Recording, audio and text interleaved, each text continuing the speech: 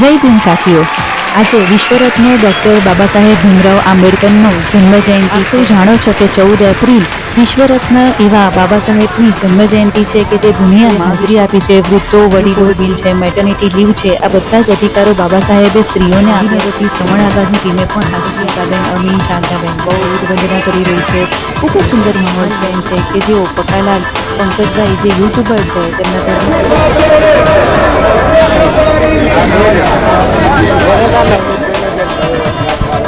તો ચાલો મિત્રો, હવે આપણે બાબા સાહેબને ફૂલ અર્પણ કરવા જઈ રહ્યા છીએ.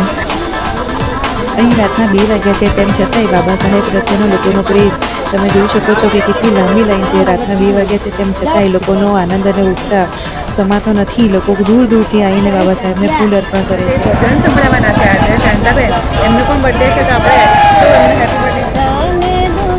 એમને લીધા રે હું તો અમે ક્યારેક ગાયું નથી, એમનું કોઈને સંભળાવું છું. આપણા ભીમ તો એવા હોશિયાર, જીવન સફળ થઈ ગયું રે. મેં તો બાબાનો ઇતિહાસ જાણ્યું.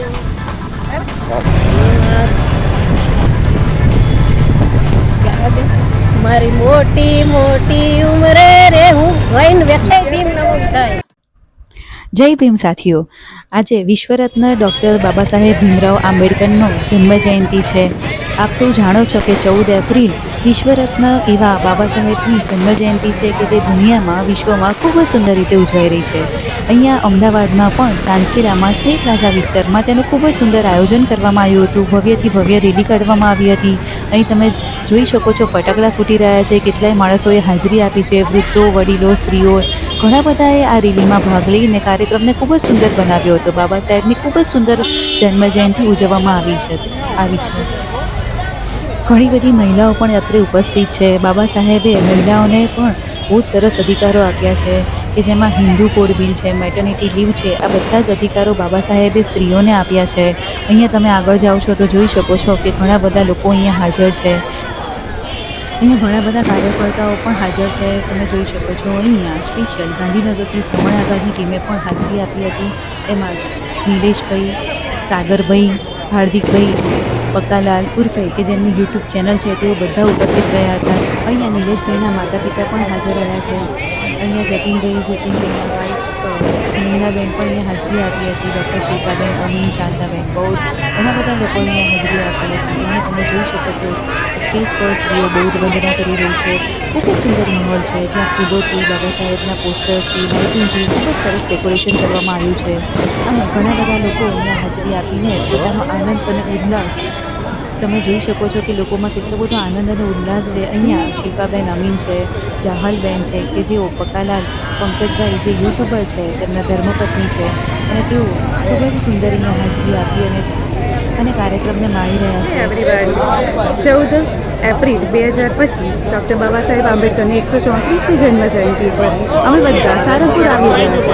એ ખૂબ જ સુંદર માહોલ છે, તમે બધા જોઈ શકો છો કે કેટલું સરસ અહીંયા માહોલ છે અને બધા બાબા સાહેબને હાર અર્પણ કરી રહ્યા છે.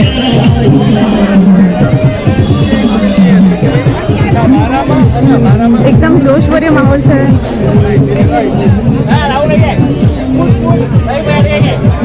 બાબા સાહેબની 134મી જન્મજયંતિ છે. તો આજે અમે પહેલો બ્લોગ બનાવવાની શરૂઆત કરી છે.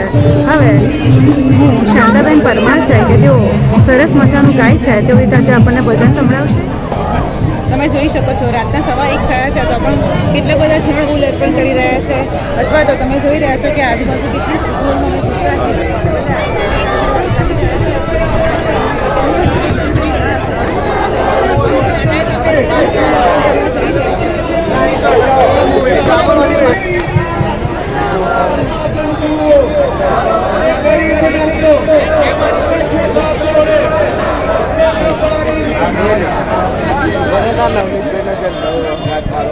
તો ચાલો મિત્રો, હવે આપણે બાબા સાહેબને ફૂલ અર્પણ કરવા જઈએ છીએ.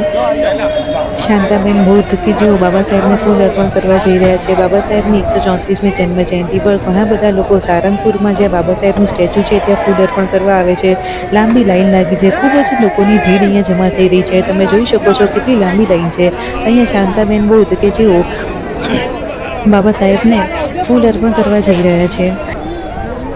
અહીં રાતના 2 વાગ્યા છે તેમ છતાંય બાબા સાહેબ પ્રત્યેનો લોકોનો પ્રેમ તમે જોઈ શકો છો કે કેટલી લાંબી લાઈન છે. રાતના 2 વાગ્યા છે તેમ છતાંય લોકોનો આનંદ અને ઉત્સાહ સમાતો નથી. લોકો દૂર દૂરથી આવીને બાબા સાહેબને ફૂલ અર્પણ કરે છે. આ મૂર્તિ એક કાશ્યની મૂર્તિ છે જે અમદાવાદમાં કાલપુર રેલવે સ્ટેશનની બાજુમાં જે આવેલી છે ત્યાં બાબા સાહેબની આ સ્ટેચ્યુ છે આ પ્રતિમા ત્યાં છે કે તમે જોઈ રહ્યા છો કે શાંતાબેન બુદ્ધ અહીંયા બાબા સાહેબને ફૂલ અર્પણ કરી રહ્યા છે. પોતાની લાગણી અદા કરી રહ્યા છે.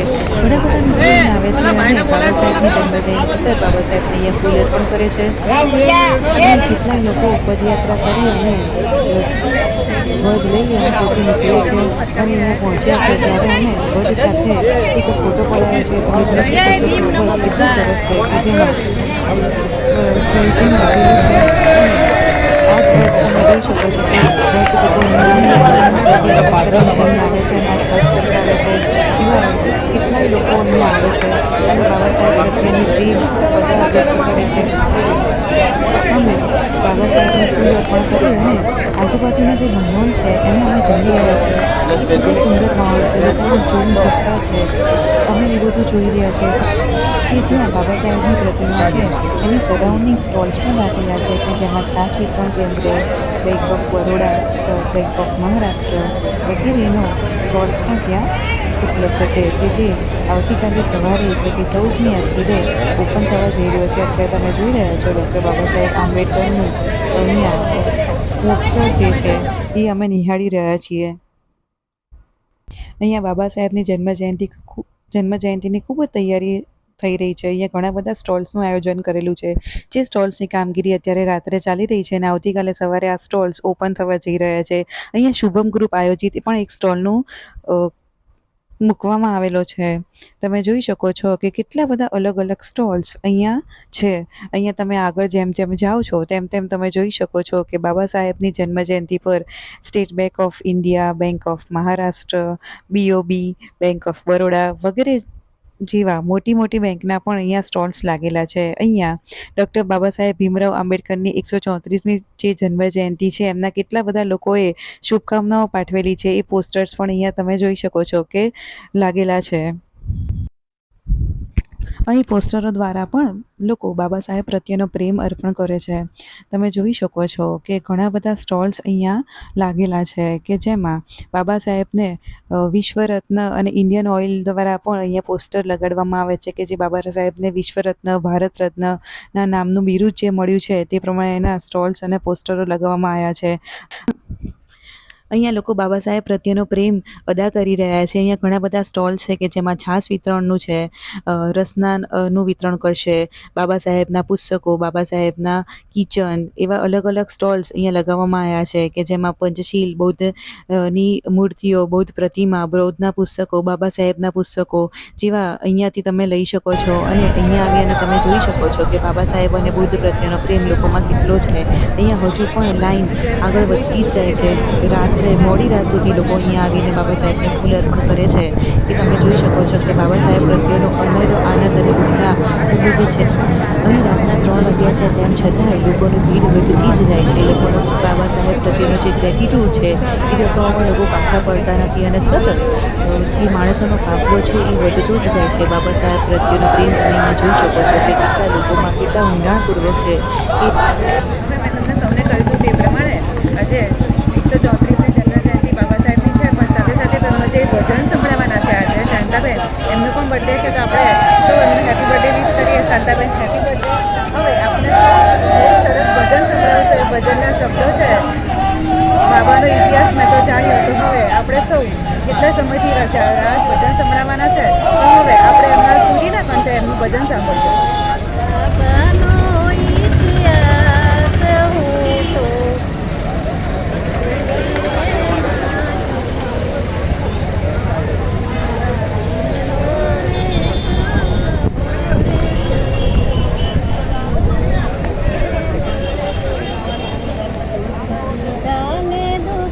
એમને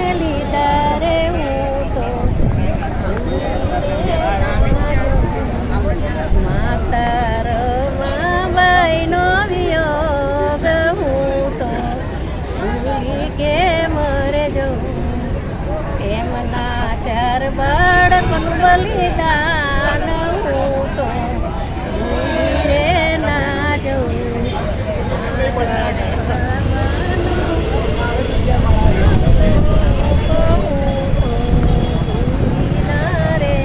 જય ભીમ નમો બુદ્ધાય. આ મેં ક્યારેય ગાયું નથી અને હું કોઈને સંભળાવું છું.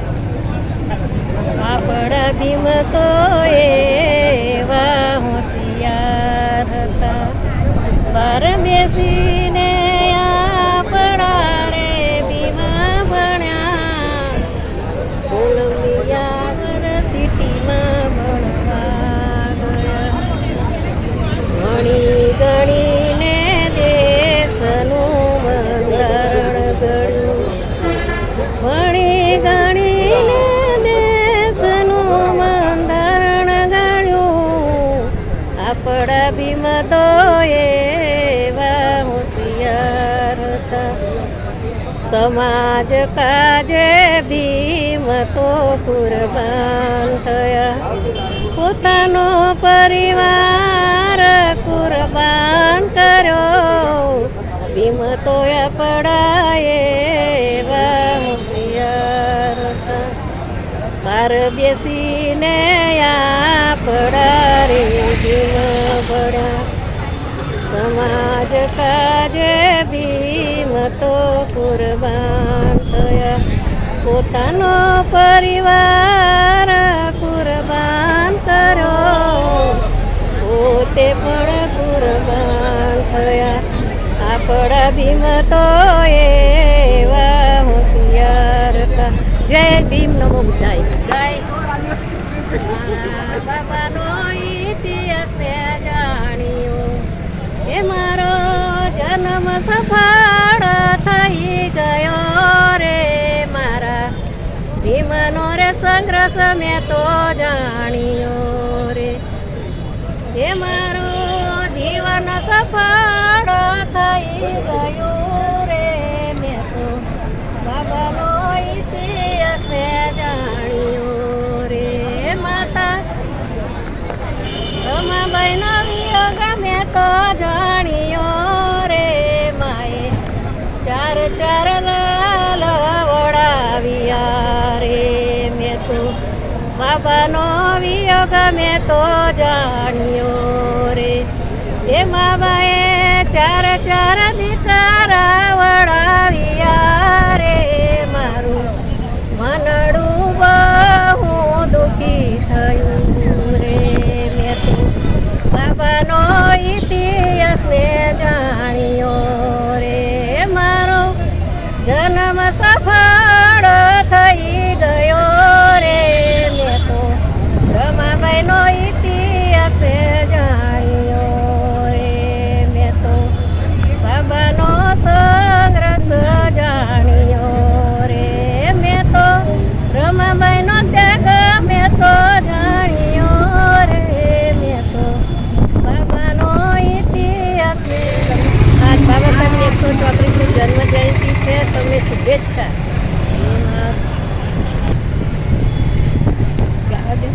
મારી મોટી મોટી ઉંમરે રે હું વૈન વ્યક્ત. મારી મોટી મોટી ઉંમરે રે મને ભીમ સમજાણા. મને ભીમ રે સમજાણા. મને રમાબાઈ સમજાણા. મારી મોટી મોટી ઉંમરે રે મને ભીમ સમજાણા. મને જ્યોતિ ફૂલે સમજાણા રે. મને ભીમ સમજાણા.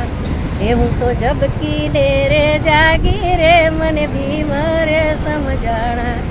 તે મારી મોટી મોટી ઉંમરે રે મને ભીમ સમજાણા. મેં તો જ્યોતિનું શિક્ષણ જાણ્યું રે. મને ભીમ સમજાણા. એ મને ભીમ રે સમજાણા. મને મામા ભીમ સમજાણા. એ હું તો જબકીને રે જાગી રે. મને ભીમ રે સમજાણા. મારી મોટી મોટી ઉંમરે રે મને ભીમ સમજાણા. જય ભીમ નમો બુદ્ધાય. આજે 134મી જન્મ જયંતિ છે અને આપણે એમની જેને આગળ આવવું જોઈએ, એકતંત્ર થવું જોઈએ, બાબા સાહેબનું બંધારણ બદલાવવું ના જોઈએ અને સૌએ એક થઈ અને આગળ આવવું જોઈએ, એમના જેવું કંઈક કરવું જોઈએ. જય ભીમ, નમો બુદ્ધાય.